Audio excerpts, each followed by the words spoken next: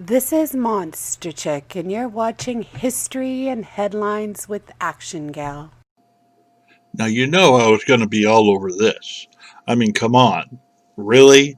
Hoping llamas will become coronavirus heroes. I mean, we've all known that they were pretty special animals, but apparently antibodies from Winter, a 4-year-old llama with great eyelashes, uh, have neutralized coronavirus and other infections in lab experiments. What? Winter is a 4-year-old chocolate-colored llama with spindly legs, ever so slightly askew ears, and evenly inducing eyelashes. A lovely, lovely llama, in other words. Um, um, gosh, I can't remember where I was. Okay, some scientists hope that she might be an important figure to fight against the novel coronavirus. She is not a super-powered camelid. Winter was simply the lucky llama chosen by researchers in Belgium, where she lives, to participate in a series of virus studies involving both SARS and MERS.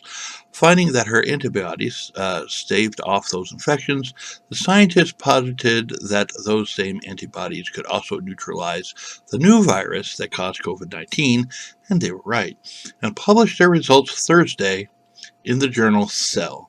Scientists have long turned to llamas for antibody research. In the last decade, for example, scientists have used llamas' antibodies in HIV and influenza research, finding promising therapies for both viruses. So, yeah, llamas are going to save humanity. And, I, you know, of course, it's not a surprise to me. History and Headlines with ActionGal. These nice people, Wonderopolis, for some of these words that I'll be talking to you about. And thank you, Action Gal, the crew and staff with History and Headlines and Monsters and Llamas, oh my. Why it is they are called, in fact, the Dog Days of Summer.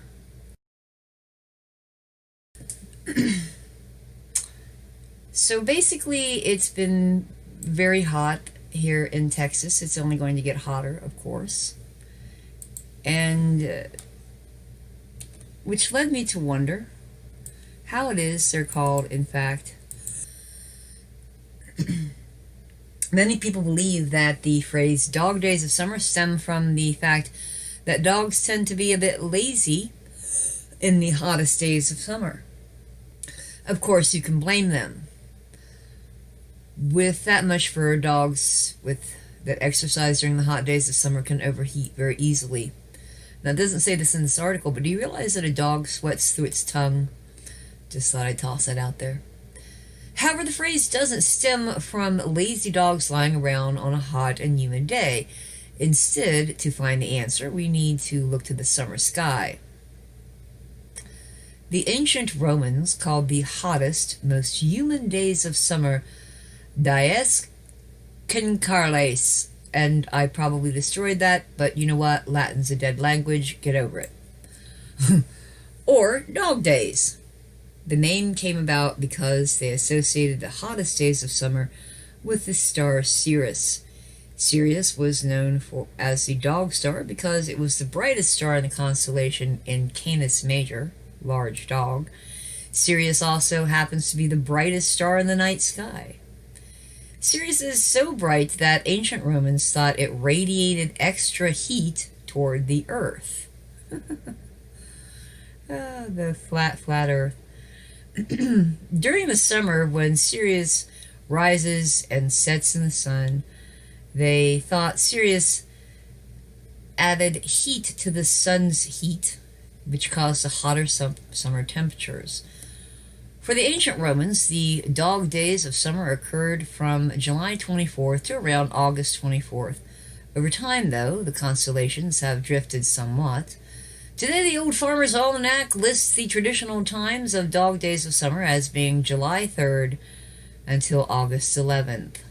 Although the dog days of summer are usually the hottest, they don't have anything to do with either dogs or the star. Instead, it's the tilt of the Earth, which explains why these days tend to be the summer's hottest. During summer in the northern hemisphere, it turns the Earth and causes sunlight to hit the northern hemisphere at a more direct angle and for a longer period of time. And then this, of course, makes for what? A hotter day.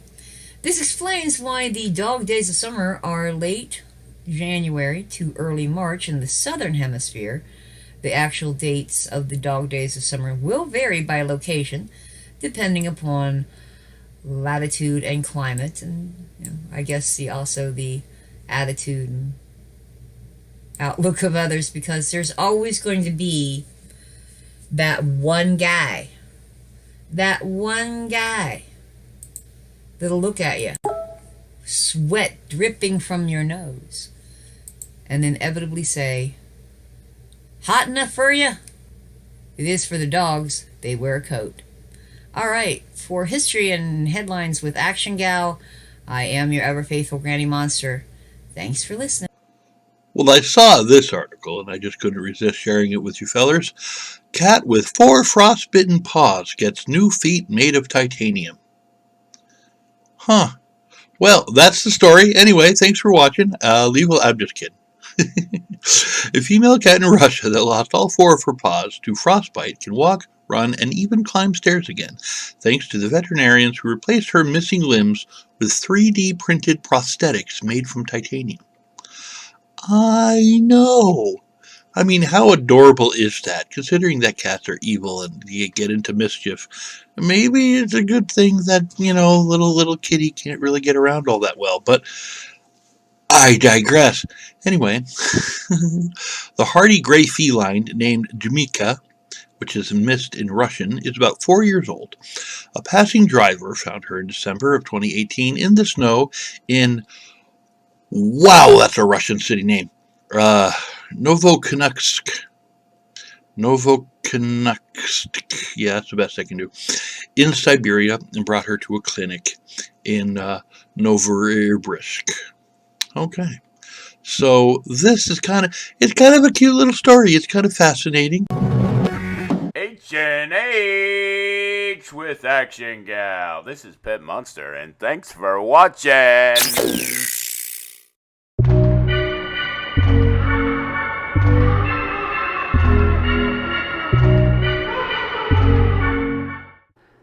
Back in 1996, I rented a cabin for a week at our local lake.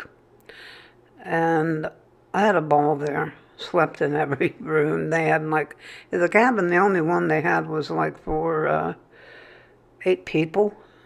So I actually decided, well, I paid for this, I'm sleeping in every room. So that's exactly what I did. I slept in every bedroom they had. My most fun, though, was actually being down by the lake, watching the boats and reminiscing about when I was a kid and I literally grew up at the lake, and the squirrels and the lake. Well, this one day I decided I never lay out in the sun, but I decided to this one day. It was so relaxing, I fell asleep, got the worst sunburn of my life on my legs. I could hardly walk. And the only thing that helped was when I got home to our old apartment. When I got home, a neighbor said, "I have an aloe vera plant. It needs cut down. Please take it, trim it, cut it down. It's just too big." So I did, and I was afraid I ruined it. 2 weeks later, she came back, the neighbor said, "What do you do to my plant? It's humongous." I just cut it back, like she said, and it was the only thing I could bear to put on my legs. I couldn't stand motion, anything. If it weren't for that aloe vera, wow, I might not be over that sunburn today.